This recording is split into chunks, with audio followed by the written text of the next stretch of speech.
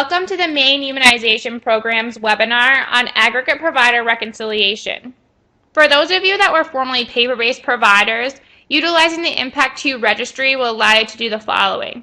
Submit your provider agreement, temperature logs, usage reports, and order vaccines. This webinar will show you how to manage your monthly usage reports as a requirement of the Maine CDC.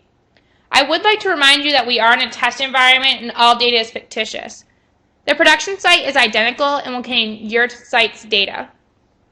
We're going to begin today by signing into ImmPact2 by first entering your organization code, your username, and your password, and these will be provided for you. We're going to select Login. On the left-hand side, you'll see a blue menu bar. This menu bar has a variety of options to choose from depending on your role in the practice. Today, we're going to be using the inventory header and the link Manage Inventory. The Manage Inventory page will allow for you to view vaccine transfers or notifications. It will notify you of any vaccine that is close to expiring and that is running low. To view inventory, we're going to select Show Inventory. You'll see that you're able to view your entire vaccine inventory by trade name, lot number, inventory on hand, active or not, public, and expiration date. You'll see that there is a highlighted row in pink. This indicates that the vaccine is set to expire soon. So this will allow for you to have a record of all your vaccines that will be expiring within the next couple of weeks. You'll see on the right-hand side a few tabs that you can choose from. Add Inventory. Add Inventory will allow you to add private vaccine and record for your facility. So we're going to select Add Inventory. We'll begin entering your private vaccine by trade name. You'll select the trade name by the drop-down menu. You'll have to select the manufacturer. You'll enter in the lot number. The funding source is going to be private. You'll select the dose amount. You either can hand key the expiration date in or select from the calendar on the right-hand side.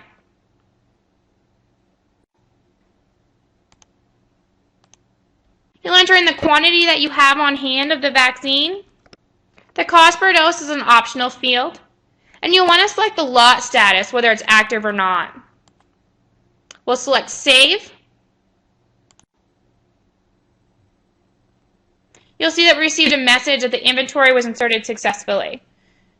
So we can cancel to bring us back to the previous screen of Manage Inventory. You'll see that we have a few other tabs. Reconcile.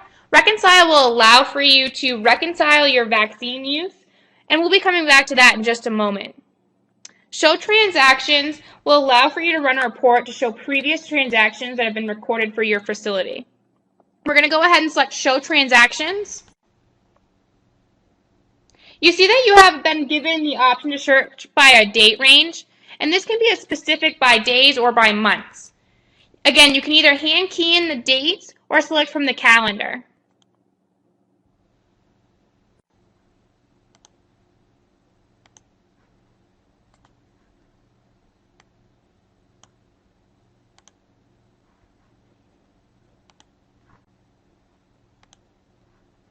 You can be more specific by choosing the date the shot was given, by username, by transaction type,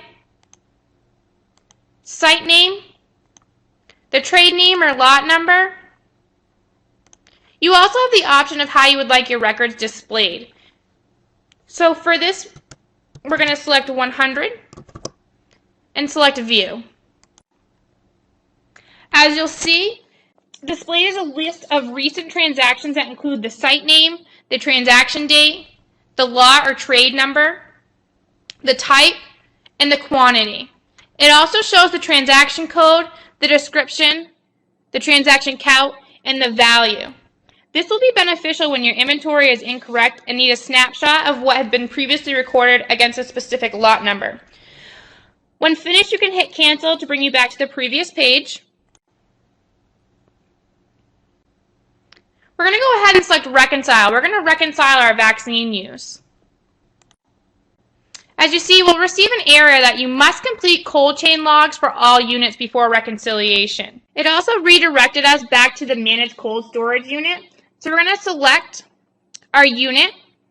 Today we're going to be using Fridge 1, and you can have multiple units, and record temperatures.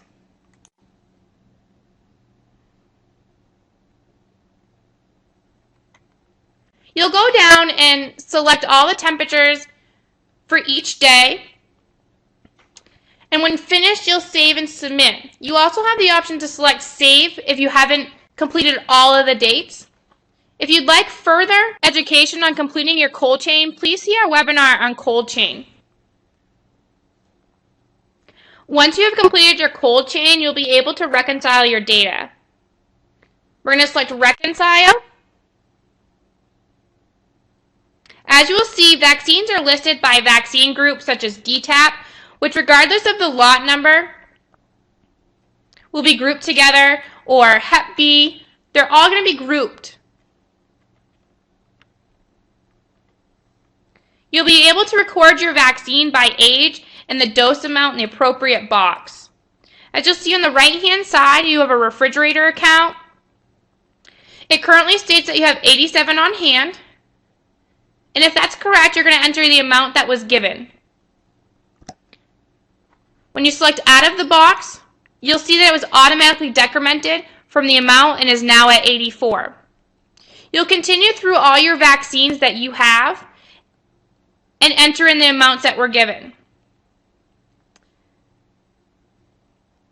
If your flu count or any other vaccine was off from what we have, so if your refrigerator count was 15 and we have 17, you can go ahead and select over the amount and enter in the correct and select out of the box, and you'll see it made an adjustment of -2. At any point there's an adjustment made, we're going to need a reason as to why that would be. Whether it's spoilage, expiration, lost or damaged. You'll select the reason.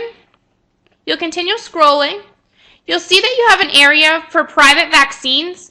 You'll go ahead and do the same process as before. You'll enter the amount that was given, select out of the box, and your refrigerator count will automatically subtract the amount that was given.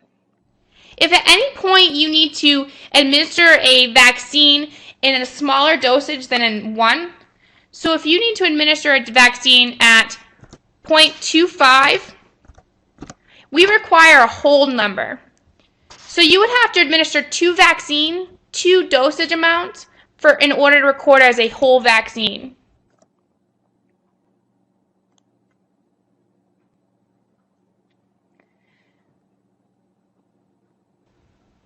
You'll need to ensure that the following is completed before you save and submit your data.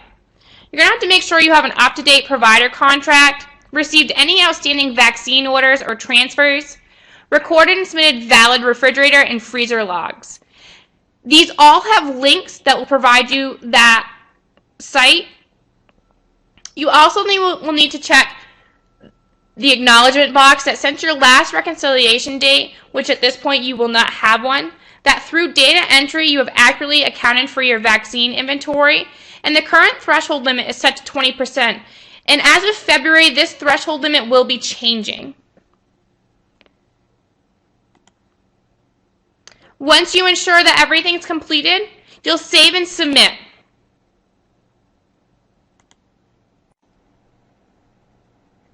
Once you have saved and submitted your data, if all your data is correct, you will then receive a confirmation that the data has been submitted to the state. You will also see that your reconciliation date has changed to the current date. That concludes our webinar on aggregate provider reconciliation. Thank you.